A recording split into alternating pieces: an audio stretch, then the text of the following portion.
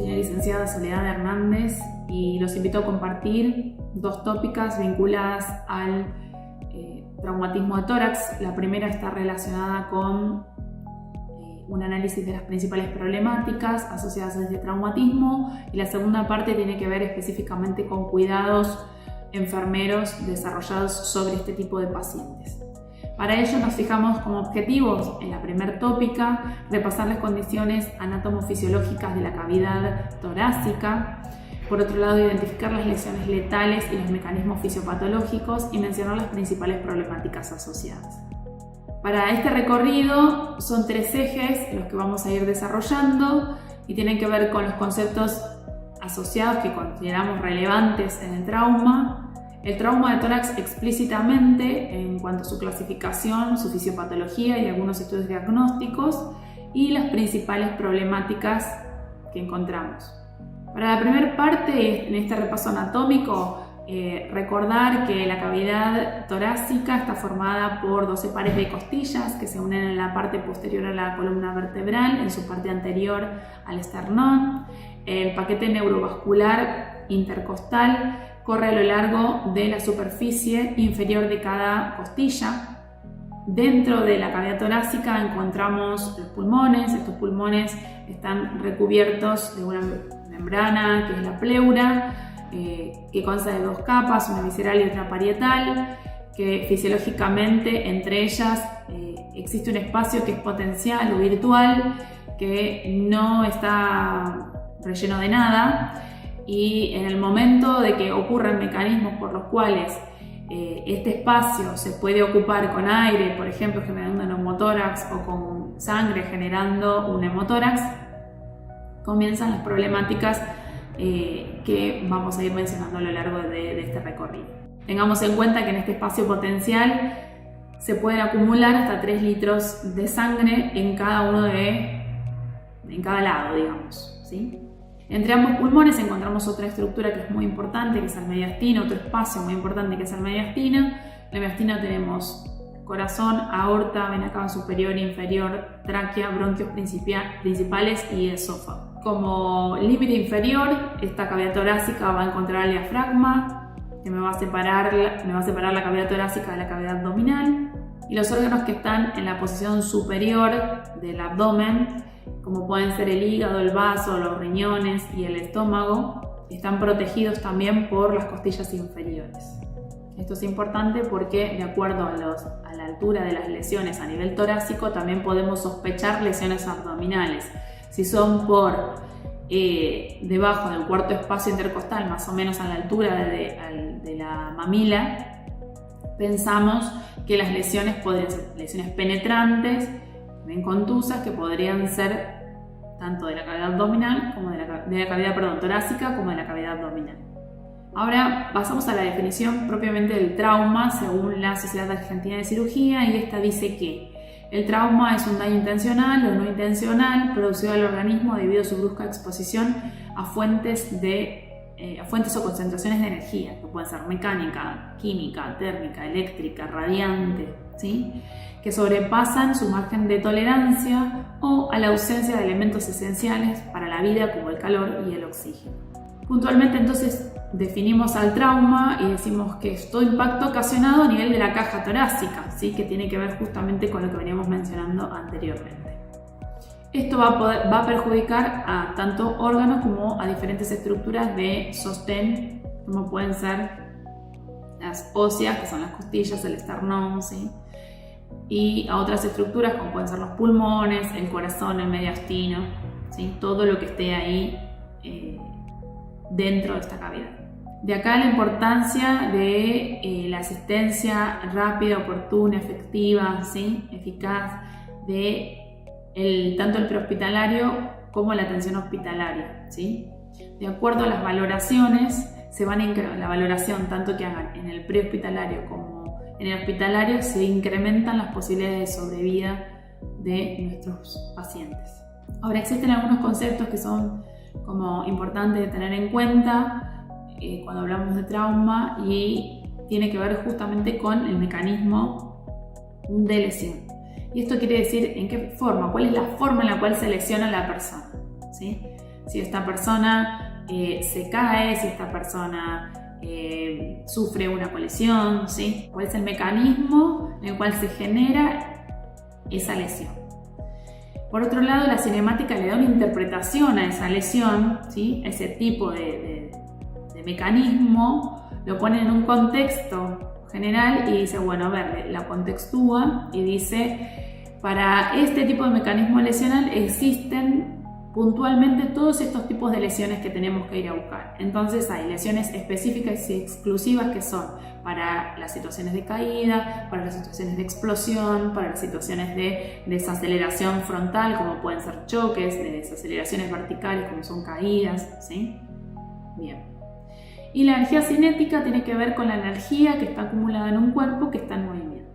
Entonces, estos conceptos consideramos que son relevantes y tienen que ver muchas veces con los porcentajes de mortalidad, ¿no? Cómo es que se va afectando a nuestra población. Son un problema de salud pública estos traumas. Fíjense que constituyen la primera causa de muerte en menores de 40 años, el trauma en general, y específicamente el 25% de las muertes generadas por traumatismos cerrados se deben exclusivamente a lesiones torácicas. Podemos extraer que es una situación, este trauma de tórax es una situación de urgencia, de difícil manejo, ¿sí? Que es complejo, que encuentra afectadas estructuras que son vitales, como ya las fuimos mencionando, como el pulmón, el corazón, la tráquea, los grandes vasos, ¿sí? Y originariamente, principalmente las causas son a través de colisiones o incidentes viales, pero también hay otras formas como las caídas que generan un número importante de víctimas. Son más frecuentes los traumas cerrados que los traumas abiertos. Ahora bien, entendiendo esto de cómo afecta a las estructuras vitales, es importante también entender que tienen un comportamiento bimodal. Ese comportamiento bimodal lo que hace notar es que tiene como dos formas de manifestarse, dos picos de frecuencia que son importantes. Uno tiene que ver con la primera hora del trauma, y ese será el primer pico, y un segundo pico a nivel posterior después de las 24 o 48 horas, donde la víctima comienza a tener otras situaciones asociadas. Ahora bien, pensemos que en las primeras instancias, en los momentos más inminentes, la muerte se puede dar por situaciones como pueden ser la obstrucción de la vía aérea, un neumotórax hipertensivo, una hemorragia incontrolable, ¿sí? Una ruptura cardíaca, traqueal, de un gran vaso, rondan en esos cuadros. También tenemos que considerar que pasadas las 48 horas son pacientes que van a requerir una internación prolongada y que también pueden incurrir en situaciones de infecciones asociadas al cuidado de la salud o directamente pueden entrar en estados de cuadros sépticos o falla multiorgánica que también contribuyen a aumentar su mortalidad, ¿sí? Entonces, pensando en esto de la atención prehospitalaria y hospitalaria, en ese conjunto que tiene que ser como coordinado, pensamos llevar al paciente indicado en el tiempo indicado y al lugar que sea el indicado, que sea el adecuado para la resolución de su cuadro. Bien, en relación a la clasificación, los traumas pueden ser abiertos o cerrados, ¿sí? Podrían también encontrar otras clasificaciones como pueden ser penetrantes o no penetrantes, ¿sí? Entonces, para el caso de los traumatismos torácicos cerrados o no penetrantes, acá no existe una solución de continuidad entre el exterior y el interior del tórax, y esto principalmente puede verse a impactos directos, ¿sí? A procesos de desaceleración o a procesos de compresión. Y en relación a los traumas torácicos abiertos o penetrantes, acá sí existe una solución de continuidad entre el exterior y el interior del tórax, y vamos a encontrar entonces una herida que atraviesa la pared torácica y que puede atravesar también la pleura. Entonces, estos traumatismos generalmente están dados por heridas de arma de fuego o heridas de arma blanca. Existen algunas lesiones que están ya mencionadas como docena mortal, ¿sí? O principales lesiones torácicas a las cuales tengo que prestarle atención y están vinculadas a la obstrucción de la vía aérea, neumotórax de tensión, taponamiento cardíaco, neumotórax masivos, neumotórax abiertos, tórax inestable, desgarro de la aorta torácica, lesiones traqueobronquiales, lesión miocárdica, desgarro diafragmático, lesiones esofágicas, contunciones pulmonares, que contribuyen a aumentar las posibilidades de muerte en nuestros pacientes. Entonces, hay un punto en común que tienen todas ellas y es que generan hipoxia tisular. Y esta hipoxia tisular puede darse por diferentes mecanismos, porque todas estas patologías de las cuales les hablé, si bien el final es esta hipoxia tisular, no todas llegan a la hipoxia a través del mismo mecanismo fisiopatológico. Entonces, algunas podrán llegar a través del aporte inadecuado de oxígeno a los tejidos secundarios a, por ejemplo, una obstrucción de la vía aérea. Otras patologías podrán generar a través de la hipovolemia, esa hipoxia, ¿sí? Debido a la pérdida de sangre. Por otro lado, pueden existir lesiones en el parénquima pulmonar, entonces van a generar un desequilibrio en la ventilación-perfusión, ¿sí? En este BQ. Pueden existir cambios a nivel de las presiones pleurales, ¿sí? Debido a un neumotórax a tensión, por ejemplo, o puede ser vinculada esta hipoxia a una falla de bomba debido a una lesión miocárdica severa. Dentro de los métodos diagnósticos podemos encontrar como uno de los principales la clínica, ¿sí? La radiografía de tórax, el ecofaz, la tomografía y la angiotac.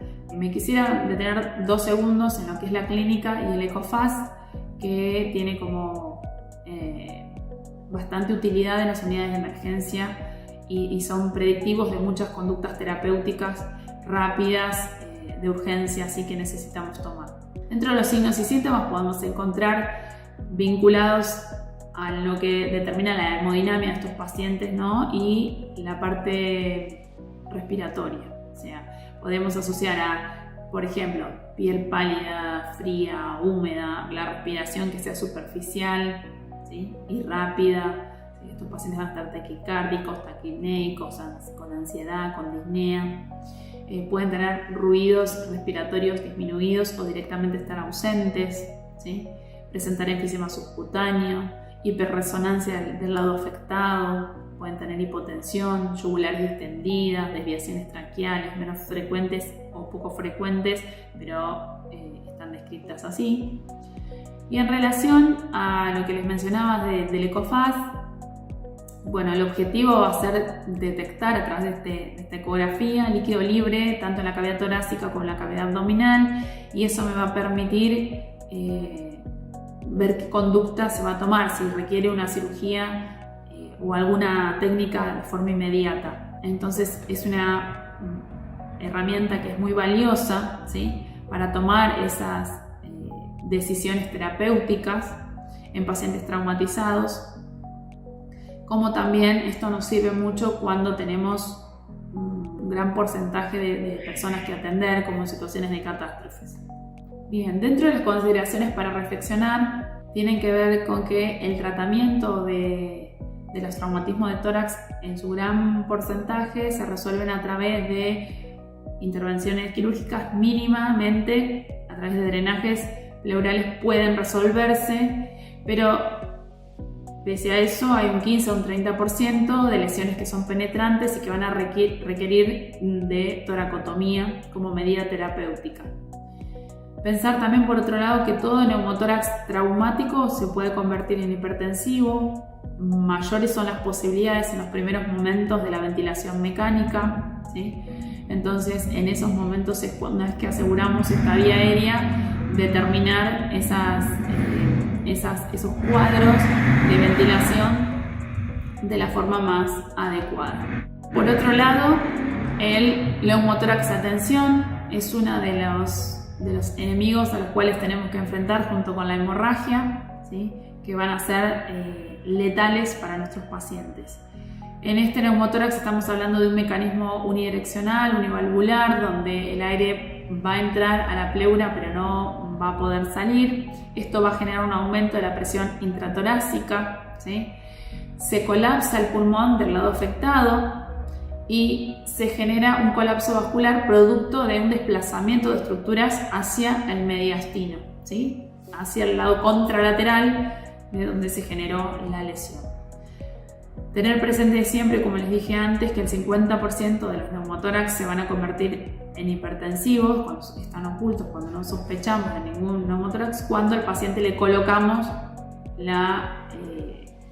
aseguramos la vía, ¿no? Colocamos un tubo endotraqueal, entonces en ese momento es cuando hay que prestar más atención porque tal vez no está visualizado, está oculto ese neumotórax y resulta que en ese momento cuando comenzamos con la ventilación es cuando comienza la sintomatología. Otro de los puntos importantes es tener en cuenta que los síntomas de obstrucción aérea se van a empezar a hacer manifiestos cuando estén entre un 50 y un 70% del diámetro afectado de esta vía aérea. Ahí se va a comenzar a manifestar esa obstrucción. Por otro lado, también considerar que algunas veces las fracturas costales no son diagnosticadas rápidamente, ¿sí? Sino que a los días o a las semanas, entonces esto también puede generar algún tipo de problemática, por lo cual hay que estar atentos a la valoración diaria, ¿sí? o por turnos en realidad nuestra de enfermeros. El 11% de los pacientes con trauma torácico van a requerir una intubación endotraqueal, ¿sí? Cuando ingresan a un centro de trauma. El 58%, fíjense qué porcentaje alto, fallece, y si además presentan algún shock asociado, la mortalidad se va a incrementar en un 75%. Es decir, que si además de tener ese traumatismo tiene un shock hipovolémico, aumentaría en un 75% las posibilidades de mortalidad. Para las reflexiones finales, comentarles que debemos considerar este trauma como una enfermedad, porque tiene una etiología, tiene una forma de energía que la genera, ¿sí? O tiene ausencia de calor o ausencia de oxígeno y que también me está generando una lesión, ¿sí? Tiene una signo-sintomatología que es identificable para cada tipo de traumatismo, ¿sí? Y tiene una alteración constante, anatómica constante, es decir, que puede llegar a presentar edemas, contusiones, hemorragias, laceraciones, ¿sí? Y por otro lado, analizar la cinemática del trauma, identificando qué tipo de mecanismos fueron los que se generaron en ese traumatismo, ¿sí? Qué tipo de energía intervino, cuál es su magnitud, su dirección y cuál es su trayectoria. La trayectoria de las heridas también es muy, muy importante. Así que con esto culminamos la primera tópica. Los espero para la siguiente. Muchas gracias.